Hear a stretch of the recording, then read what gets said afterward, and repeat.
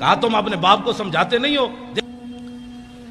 میں گھر کی بات اس لیے بھی نہیں کرنا چاہتا، میرے بچے جو ہے وہ مجھ سے بھی زیادہ دلیر ہیں، تو جب ہمارے سروں پر کلاشن کوفے رکھی گئی تو اس وقت بھی ہم نے کہا کہ نہیں ہمارا باپ جو باتیں کرتا ہے وہ صحیح کرتا ہے، ہم حاضر ہیں اس کام کے لیے۔ بات ہم غلط کریں تو گردن حضور کے لیے رکھی ہوئی ہے اور کسی کام کے لیے نہیں رکھی ہوئی، بالکل۔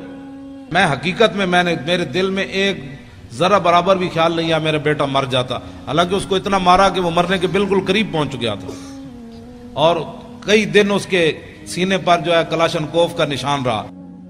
آخری بات جی، میں نے لاہور میں جنگ بدر پر تقریر کی تو ہمارے یہ بچے نوجوان الحمدللہ اب یہ نہیں دیکھتے کہ چھکا کس نے مارا، چوکا کس نے مارا، اب یہ چاہتے ہیں کہ یار دی گل سنا ملا، اب یہ چاہتے ہیں کہ بتاؤ وہ پیر میر علی شاہ نے کون سی جھلک دیکھی تھی، وہ بتاؤ پیر میر علی شاہ غش کھا کے کیسے گر گیا، وہ بتاؤ سید کے فیت علی کافی جسم پر استریاں پھری تھی تو پھر ایسے کس طاقت نے چلا دیا۔ اب ہمارے بچوں کا رخ بدل رہا ہے، جب آپ کا رخ بدل رہا ہے تو انشاءاللہ اللہ کی مدد بھی آ رہی ہے، ساتھ ساتھ اللہ کی مدد آ رہی ہے۔ شاہ جی فرمانے لگے وہ بات سنا دیں میدان بدر والی۔ میں نے تقریر کی لاہور میں، تو میں نے کہا کہ نبی علیہ الصلوۃ والسلام، یہ میرے آقا و مولا کی عادت کریمہ تھی کہ جب رسول اللہ کوئی بھی علاقہ فتح فرماتے نا تو حضور اس کے بعد 3 دن پھر اس جگہ رہتے۔ یہ اعلیٰ سے بھی اعلیٰ لفظ بھی چھوٹا ہے، یہ اعلیٰ اور افضل بہادری کی دلیل ہے۔ میرے آقا اس لیے رہتے کہ اگر کسی میں دم خم ہے تو پھر آ جائے، ہم بیٹھے ہیں۔ لہو ہمم لا منتہا لکبائرہا وہمتہ الصغریٰ اجل من الدہر کانہ وہو فرد فی جلالتہ فی عسکر حین تلقاہ وفی حشمی۔ امام بصیری فرماتے ہیں ہمارے آقا و مولا تنے تنہا بھی کھڑے ہوتے نا تو محسوس ہوتا لاکھوں کا لشکر آپ کی پشت پر کھڑا ہے۔ تو میں نے تقریر کی کہ نبی علیہ الصلوۃ والسلام نماز پڑھا رہے تھے، تو ایک نوجوان مجھے جانتا نہیں تھا، پتہ نہیں کون ہے، اس نے مجھے فون کیا، کہنے لگا حضرت صاحب آپ نے یہ تو تقریر کی کہ حضور نماز پڑھا رہے تھے بدر میں، تو یہ تو نہیں بتایا کون سی نماز پڑھا رہے تھے۔ اب میں نے بھی نہیں پڑھا تھا، اب نوجوان کا سوال بڑا اہم اور ہونا بھی چاہیے تھا۔ پھر میں نے کتابیں تلاش کرنی شروع کی تو علامہ واقدی نے کتاب المغازی میں لکھا کہ نبی علیہ الصلوۃ والسلام نماز عصر کی 2 رکعت پڑھا رہے تھے۔ وہ سنے اور اس کے بعد میری گفتگو ختم۔ دیکھنا میری طرف ہے، حدیث پھر سمجھ آئے گی۔ حضرت جابر بن عبداللہ رضی اللہ تعالیٰ عنہ وہ کہتے ہیں کہ نبی علیہ الصلوۃ والسلام جب نماز پڑھا رہے تھے نا تو اس تبسمہ فی صلاتہ، دوران نماز حضور مسکرا پڑے۔ فلما قضا صلاتہ، جب آپ نے نماز مکمل فرمائی، کل تو میں کیا، تسی بیٹھے ہو طالب علم، کل تو میں کیا تے کل نا ہم سب نے کہا۔ اس کا معنی یہ ہے کہ حضرت جابر ہی نہیں دیکھ رہے تھے، سارے ہی دیکھ رہے تھے۔ کل تو میں کیا اور کل نا، اگر کل تو ہوتا تو لوگوں نے کہنا تھا بس جابر بن عبداللہ ایسے کر رہے تھے تو آنکھ اٹھ گئی تھی، نہ کہا کل نا، فرمایا میں نے بھی کہا، ابو بکر نے بھی کہا، عمر نے بھی کہا، چونکہ عثمان غنی تو موجود نہیں تھے، حیدر کرار نے بھی کہا، بلال نے بھی کہا، کل نا، ہم سب نے کہا کیا، رأینا کا۔ ہاں جی، کوئی صرف صغیر سنائے گا، را یرا رویتن؟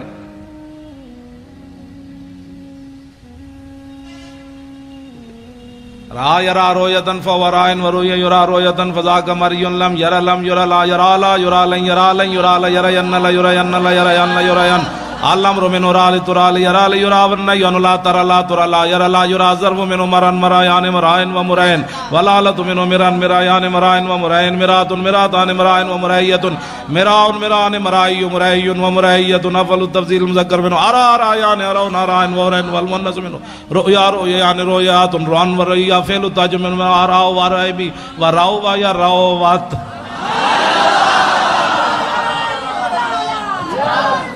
او بھائی میں ویسے طلباء کے ذوق کے لیے یہ تو ہوا نا صرف صغیر، را را یا رات را رہ نہ رہتا رہ تمہارا رہ تم رہتے رہ تمہارا رہ تم نہ رہ تو رہ نا، رہ تو میں ویکھیا، رہ نا ہم سب نے دیکھا.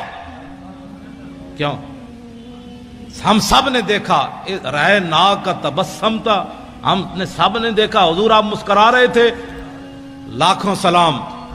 تو میرے آقا نے یہ نہیں فرمایا جب آدمی نماز میں کھڑا ہو تو کہاں دیکھتا ہے؟ سجدے کی جگہ. جب رکوع میں جائے تو پاؤں پر، اور جب سجدے میں جائے تو ناک پر، اور جب تحیات پڑھے تو گود میں. سامنے دیکھنے کا تو کہیں بھی حکم نہیں ہے. تو میرے آقا تو سامنے جلوہ گر تھے. تو رأینا کا تبسم تھا، ہم نے سب نے دیکھا مسکرا رہے تھے آپ. تو میرے آقا نے یہ نہیں فرمایا تسی نماز پڑھ رہے تھے یا مینوں دیکھ رہے تھے؟ تم نماز پڑھ رہے تھے یا مجھے دیکھ رہے تھے؟ میں پھر داڑھی منڈے اقبال کو پوچھا. میں نے کہا مولویوں کے، پھر لوگوں کہنا یہ مولویوں کے جھگڑے ہیں، مولوی تعویلیں کر لیتے ہیں. میں نے کہا اقبال بتاؤ، تمہاری آنکھیں یورپ میں بھی جا کر خیرہ نہ کر سکا مجھے جلوہ دانش فرنگ کہ سرما. میں نے کہا جو سرما لگایا ہے نا، اس سرمے والی آنکھ سے دیکھ کر اس حدیث کا مطلب مجھے سمجھاؤ کہ صحابہ نماز پڑھتے ہوئے حضور کو کیوں دیکھ رہے تھے. تو اقبال کہنے لگا مولوی تجھے سمجھ نہیں آئی کہ شوق تیرا اگر نہ ہو میری نماز کا امام، میرا قیام بھی حجاب، میرا سجود بھی حجاب. رہنا کا تبسم تھا، ہم نے دیکھا کہ آپ مسکرا رہے تھے. میرے آقا نے فرمایا جی ہاں. عرض کی کیوں؟ اب ذرا توجہ میری طرف دیکھنا، حدیث پھر ہی آپ کو سمجھ آنی ہے. یہ اس کا تعلق رہنا کا کہ رویت کے ساتھ ہے نا، تو رویت ہوگی تو پھر بات ہوگی. آپ میری طرف دیکھیں گے تو حدیث پاک بھی آپ کو سمجھ آئے گی. میرے آقا نے فرمایا مرہ بی میکائیلو، فرمایا جب میں نماز پڑھا رہا تھا نا، دوسری رکعت کے لیے کھڑا ہوا تو میرے قریب سے میکائیل فرشتے گزرے. والا جناحی اسر الغبار، ان کے پروں کے اوپر بدر شریف کی مٹی کا گرد و غبار تھا. اتنا تو میرے آقا غور سے دیکھ رہے تھے نا، اور وہ بھی جبریل کے پروں کو حضور دیکھ رہے تھے. یہ کون سی توحید تم نے بیان کی نبی کا خیال آنے والی؟ ہمیں بھی بتاؤ. اب تو رسول اللہ سب کچھ دیکھ. مرہ بی میکائیل وعلی جناحی اسر الغبار وہو راجع من طلب القوم، اور وہ میرے غلاموں کی مدد کر کے واپس جا رہے تھے. آگے کیا ہے؟ فضحک الی، فرمایا کہ جب میرے قریب سے گزرے نا تو مجھے ایسے کہا فضحک الی، ایسے جناب ہونے اجازت ہے؟ اب اجازت ہے؟ مسکرا کر اب اجازت ہے؟ جب مجھے دیکھ کر کہا نا ہنستے ہوئے کہ اب اجازت ہے، ہم واپس جا سکتے ہیں، تو فتبسمت الیہ، میں نے پھر مسکراتے ہوئے جواب دیا ہاں ٹھیک ہے آپ واپس جا سکتے ہیں. دین کا کام کرنا ہے. اپنے بچے نور حمزہ میں داخل کراؤ. خالی نعرے لگانے سے تو بات نہیں نہ بنتی. ایک پتر دے دو. میں حقیقت میں میرے دل میں ایک ذرا برابر بھی خیال نہیں ہے میرا بیٹا مر جاتا. حالانکہ اس کو اتنا مارا کہ وہ مرنے کے بالکل قریب پہنچ گیا تھا، اور کئی دن اس کے سینے پر جو ہے کلاشن کوف کا نشان رہا. اس کے سینے پر ایسے رکھی بتا تیرا باپ پیسے کہاں سے لیتا ہے، تیرا باپ ایسی تقریریں کیوں کرتا ہے؟ اس نے کہا اس سے پوچھو جو کرتا ہے. کہ پیسے کہاں سے لیتا ہے؟ اس کا اللہ دیتا ہے. وہ کہنے لگے ہمیں تو نہیں دیتا. اس نے کہا تمہارا منہ ہے. اس کو پھر مارنا شروع کر دیا. تو ہمارے ساتھ بدتمیزی، تو اپنے باپ کی طرف بدتمیزی کرتا ہے. انہوں نے کہا تم نے پوچھا، میں نے تمہیں بتایا. اس میں بدتمیزی والی کون سی بات ہے؟ کہاں کون دیتا ہے؟ اس نے کہا اللہ دیتا ہے. کہ ہمیں نہیں دیتا ہے. تم نے غلط سوال کیا. پھر جواب اس کا یہی بنتا تھا بھائی تمہیں نہیں دیتا تو ہم سے پوچھتے ہو. پھر رب سے پوچھو بھائی کیوں نہیں دیتا تمہیں. جب تم نے یہ پوچھا ہے تو جواب اس کا یہی تھا تمہارا بوتھا ہے پیسوں لینے کا، آرام خور ہو. تو مر بھی جاتا نا، اللہ کی قسم مر جاتا تو میں نے رونا نہیں تھا. نہیں رونا تھا، ہاں بالکل نہیں رونا تھا. کیونکہ باتیں میں کرنی نہیں چاہیے. اگر کرتا ہوں تو پھر یہ ساری چیزیں تو پہلے آنی ہیں. یہ شہادت گاہ الفت میں قدم رکھنا ہے، اور لوگ آسان سمجھتے ہیں مسلمان ہونا. بچے تساں بھی بچا لے میں بھی بچا لے، پگڑی تساں بھی بچا لئی میں بھی بچا لئی، دولت تساں بھی بچا لئی میں بھی بچا لئی. حضور کا دین وائٹ ہاؤس تک لے جانا کس نے ہے؟ تم تو اپنے ملک میں بھی نہ بچا سکے. وائٹ ہاؤس کے دروازے کون کھڑکائے گا؟ کون آئے گا خالد بن ولید کی قیادت میں؟ کون آئے گا محمود غزنوی جو سومناتھ کے مندر توڑے گا؟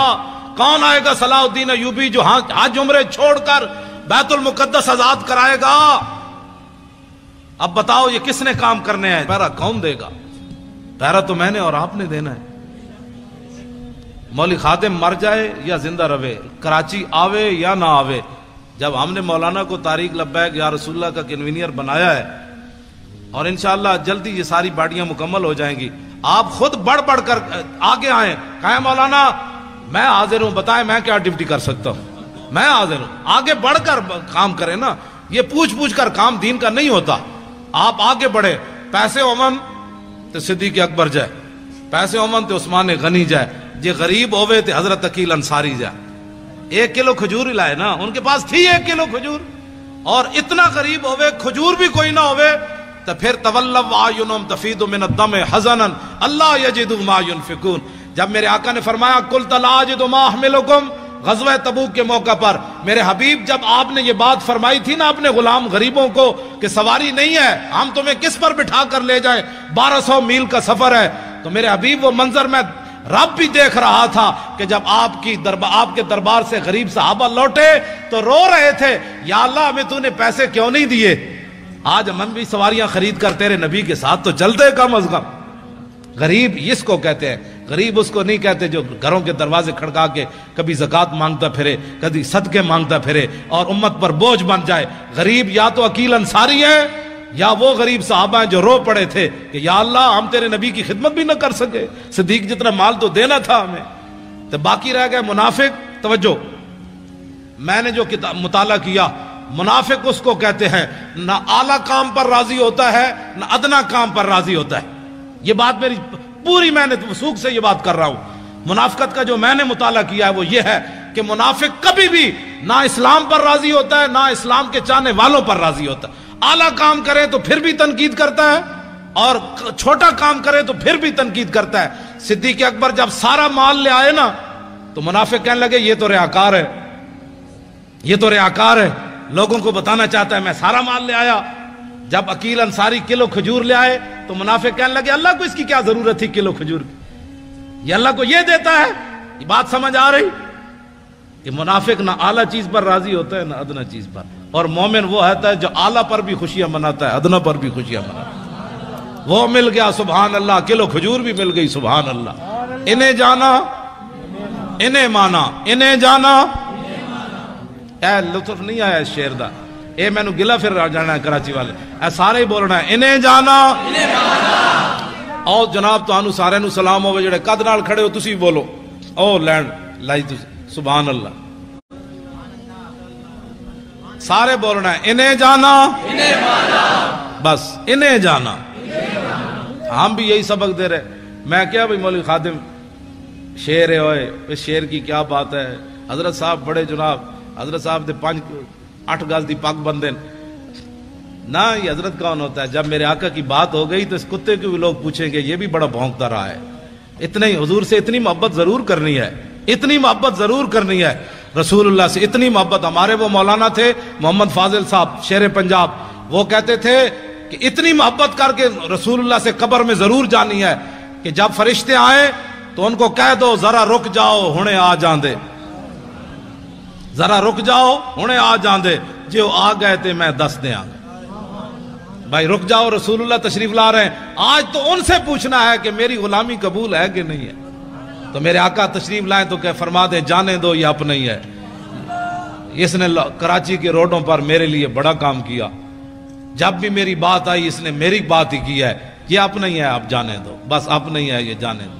پل صراط پر بھی حضور فرمائے اپنا ہی ہے، نامہ اعمال جہاں تو جہاں حوض کوثر پر میرے آقا جام پلائیں، فرمایا اس کو آگے بلاؤ، اس نے میری خاطر بڑی گالیاں کھائیں، اس نے میری خاطر بڑی دنیا سے پھنڈا ڈا، آج اس کو ذرا آگے لاؤ لائن توڑوا کر، مزہ تو پھر ہے۔ ورنہ یہ حضور فرمائے آج پانی پینے آ گیا، تیرے پاس تو ٹائم ہی نہیں تھا میری عزت کے لیے، کیا کرے گا تو؟ آج انہیں مانو، اچھا بولو نا، اے تو بولنا ہے انہیں جانا، نہ رکھا غیر سے کام، للہ الحمد میں دنیا سے مسلمان گیا۔ جو لبرل والے ہیں ان کے لیے شعر رہے گا یوں ہی ان کا چرچا رہے گا۔ آپ میں کوئی بھی لبرل والا نہیں ہے، میں انہیں کہنا چاہتا ہوں جو لبرل والے ہیں ان کو میں یہ جواب دے رہا ہوں کہ پاکستان لبرلزم کی طرف نہیں جا رہا، پاکستان لبیک یا رسول اللہ کی طرف جا رہا ہے۔ لبیک۔ میں گھر کی بات اس لیے بھی نہیں کرنا چاہتا، میرے بچے جو ہے وہ مجھ سے بھی زیادہ دلیر ہیں، بالکل۔ میں نے تھوڑا سا گھر میں گیا تو میں نے کہا کہ انہوں نے کہا نہیں کیا بات ہے، جب دین کے نام کا کھاتے ہیں تو جب دین کے نام پر تھوڑی سی پریشانی آئی تو پریشانی والی کیا بات ہے؟ میں نے کہا ظاہر بچے ہوتے ہیں، بچیاں ہوتی ہیں، تو میں نے سمجھایا، میں نے بیٹھ گیا، میں نے کہا نہیں جی کیا پریشانی ہے، وہ ہمیں مار بھی دیتے تو پھر کیا ہونا تھا، جب آپ باتیں کرتے ہیں تو ہمیں پتہ ہے کہ ہمارے ساتھ کیا ہونا ہے۔ تو میں نے کہا شکر ہے اللہ کا، یہ نہیں کہ دین کے نام پر۔ انہوں نے کہا ابو جی ہم کھاتے جو ہیں، جب آتا ہے تو اس وقت ہم کہتے ہیں ماشاءاللہ ہمارے ابو جی بڑے اچھے ہیں، تو جب ہمارے سروں پر کلاشن کوفے رکھی گئی تو اس وقت بھی ہم نے کہا کہ نہیں ہمارا باپ جو باتیں کرتا ہے وہ صحیح کرتا ہے، ہم حاضر ہیں اس کام کے لیے۔ کہا تم اپنے باپ کو سمجھاتے نہیں ہو، دیکھو تمہارے ساتھ کیا ہو رہا ہے۔ انہوں نے کہا ہمارا باپ جو باتیں کرتا ہے وہ بالکل ٹھیک کرتا ہے اور اس کو کرنی بھی چاہیے ایسی باتیں۔ اب وہ کیا کرتے، میرے بچوں کو گولیاں مارنے سے تو رہے، انہوں نے سمجھا یہ دبک جائیں گے، انہوں نے نہیں پتا کہ میں تو دن رات ان کو یہی باتیں تبلیغ کرتا ہوں، باہر بھی کرتا ہوں، ان کو بھی کہتا ہوں کہ بچوں جب حضور کی بات آ جائے تو بات پھر کچھ اور کرنی ہے، نہ سدا تو رہنا کوئی نہیں، یہاں جب جائیں تو طریقے سے تو جائیں۔ غازی علم الدین کی ماں جب آخری بار ملنے کے لیے میاں والی جیل گئی تو رو پڑی، تو علم الدین کہنے لگا ماں تو ایسی پریشان ہو گئی، بہت سارے ماؤں کے بچے پیدا ہوتے مر گئے، کوئی سانپ لڑے مر گئے، کسی کو ڈنگ لگا مر گئے، ڈوب کر مر گئے، تو کتنی خوش نصیب ہے کہ تیرا بیٹا جو ہے حضور کی عزت پر جان دے رہا ہے۔